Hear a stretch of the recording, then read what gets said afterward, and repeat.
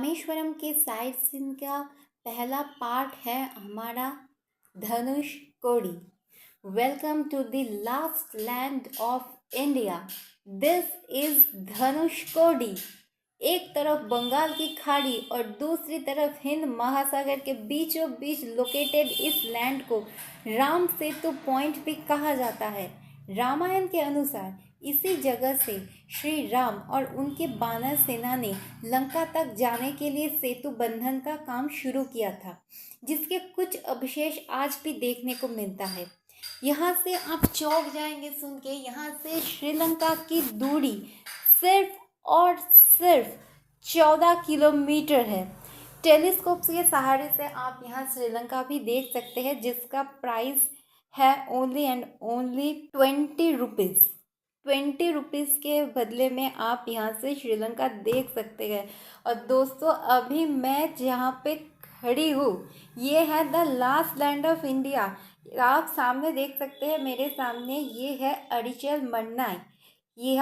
यहाँ से आप राम सेतु का व्यू भी देख सकते हैं। अगर आप थोड़ी टाइड्स की टाइमिंग देख के आए तो थोड़ा सा पार्ट राम सेतु का आप देख सकते हैं। जैसा कि आप देख सकते हैं कैमरे में, मैं आपको दिखा सकता हूँ। सामने ये जो एक लैंड दिख रहा है आपका, सीधा लाइन वाला जो लैंड दिख रहा है, यही है राम सेतु की अवशेष। कैमरे में आप सभी को दिखा रहा हूँ रामायण काल से जुड़ा हुआ वो सबूत, जहाँ कभी श्री रामचंद्र के चरण पड़े थे। ये वही राम सेतु का अवशेष है जो कि आज आप सभी के सामने मैं ट्रैवल विद श्रेया के चैनल से तरफ से श्रेया बनर्जी मैं आपको दिखा रहा हूँ। यही है श्री राम के चरण धूल से पवित्र हुआ वो जगह, श्री राम सेतु।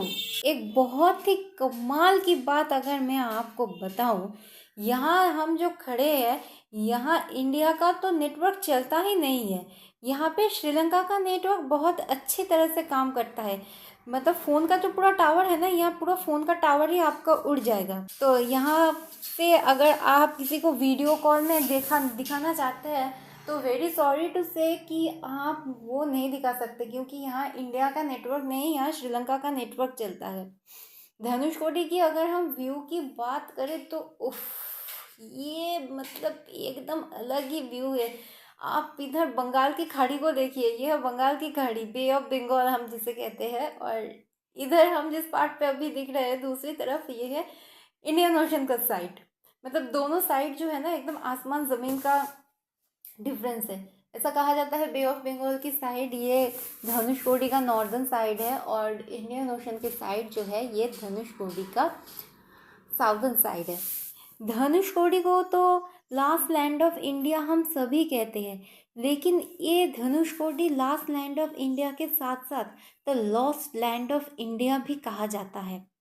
1964 में एक साइक्लोन ने पूरा धनुषकोडी शहर को डिस्ट्रॉय कर दिया था। धनुषकोडी जो कि कभी एक पोर्ट और एक टाउन हुआ करता था, आज वो शहर एक वीरान है। धनुषकोडी की उस काली रात की एविडेंस आज भी देखने को मिलता है। धनुषकोडी रेलवे स्टेशन एक जीता जागता निशानी है कि कभी धनुषकोडी तक भी ट्रेन चलता था, जो कि आज रामेश्वरम तक ही लिमिटेड होके रह गया है। धनुषकोडी की चर्च भी 1964 के हुए इस तबाही का निशानी देती है। धनुषकोडी जो कभी एक जीता जागता शहर हुआ करता था, वो आज एक वीरान शहर में कन्वर्टेड हो गया है। यहाँ का जो टाउन है, 1964 के जो साइक्लोन हुआ था, उस साइक्लोन में इस शहर का पूरा नामो निशान मिटा दिया था। आज भी धनुषकोडी में कुछ चंद मछुआरे ही रहते हैं जिनके घरों में आज तक बिजली नहीं है। इन मछुआरे का जीवन यहाँ ऐसे ही बीतता है। धनुषकोडी देख के हम अभी निकल गए हैं हमारी दूसरी जगह, जो कि है कोदंडा रामा टेम्पल। ये वही जगह है जहाँ रावण के भाई विभीषण जी ने पहली बार श्री राम से मिले थे, और रावण का साथ छोड़कर उन्होंने श्री राम का साथ दिया था माता सीता को उद्धार करने के लिए। श्री राम के लंका विजय के बाद इसी स्थान पे श्री राम ने विभीषण जी का राज्याभिषेक भी किया था, और उन्हें लंका का राज्यभार भी सौंपा गया था। आश्चर्य की बात यह है कि ये मंदिर विभीषण जी को समर्पित है, लेकिन राम सेतु देखने के चक्कर में यहाँ जो मंदिर का नज़ारा आके हमने देखा, बाप रे बाप, मंदिर का में तो पूरा भीड़ ही भीड़ लगा था। राम सेतु के चक्कर में हम पहले चले गए थे राम सेतु व्यू पॉइंट धनुषकोडी की उधर राम सेतु देखने के लिए। तो जब वापस आए, वापसी में ये टेम्पल जब हम देखने के लिए गए तो देखा एकदम बहुत ही भीड़ है। तो भीड़ को नज़र रखते हुए तो हम टेम्पल में एंट्री नहीं कर पाए, लेकिन दोस्तों टेम्पल के ऊपर से यहाँ का जो व्यू है, ये व्यू बहुत ही खूबसूरत व्यू है। यहाँ का नज़ारा बहुत ही खूबसूरत है। कोदंडरामा टेम्पल देख के अभी हम लौट गए अपने होटल पे, क्योंकि हमारा आज का जो टूर प्लान था ये एक जगह तक ही सीमित था कि राम सेतु व्यू पॉइंट, और दूसरा था ये कोदंडरामा टेम्पल, और धनुषकोडी का वो लॉस्ट सिटी। तो ये तीनों जगह देखने के लिए हमारा ऑटो का फेयर पड़ गया 1000 रुपया। तो आप सोच लीजिए, अगर आप पूरा साइट सीइंग करेंगे तो आपका ऑटो का फेयर कितना पड़ेगा। तो इसलिए हमने 2 भाग में अपना साइट सीइंग कंप्लीट किया। पहला दिन तो ये कंप्लीट किया और दूसरे दिन हम जाएंगे नेक्स्ट जगह पे। तो जैसा कि मैंने बोला था कि हम महाशिवरात्रि पर यहाँ रामेश्वरम के दर्शन करने के लिए आए थे। तो भैया ज्योतिर्लिंग है, कुछ तो विशेष रहेगा। हर एक शिव भक्ति एक ही कामना है कि वो एक बार किसी ज्योतिर्लिंग में अपना शिवरात्रि का टाइम बिता दे। तो कुछ तो स्पेशल बात है।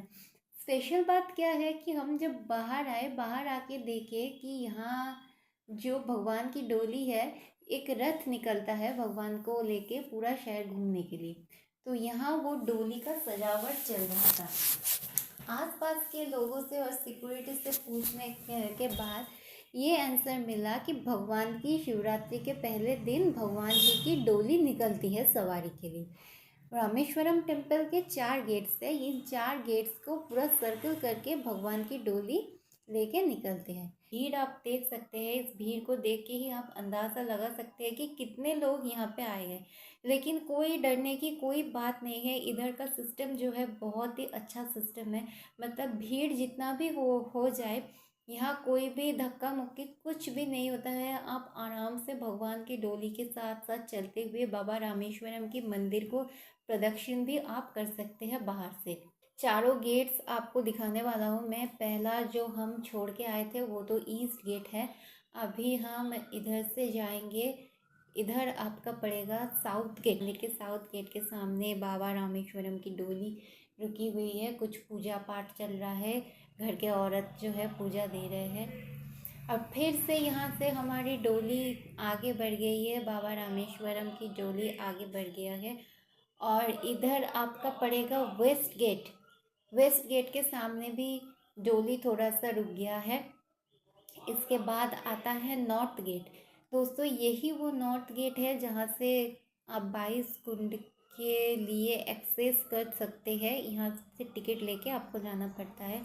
हर एक गेट को आप देखिए, हर एक जगह को आप देखिए। महाशिवरात्रि के पर्व के लिए एकदम पूरा सजाया गया है मंदिर। पूरा रामेश्वरम का जो शहर है, पंबन द्वीप के ऊपर जो आइलैंड है, ये रामेश्वरम का जो स्थान है, पूरा रामेश्वरम शहर मतलब चमक रहा है शिवरात्रि की रोशनी से। तो दोस्तों आज का जो व्लॉग है मैं यहीं पे एंड कर रही हूँ, क्योंकि नेक्स्ट दिन का जो व्लॉग है, नेक्स्ट जो एपिसोड होने वाला है वो सिर्फ महाशिवरात्रि के ऊपर ही रहेगा। महाशिवरात्रि के स्पेशल दिन पे रामेश्वरम मंदिर के ऊपर ही वो व्लॉग रहेगा।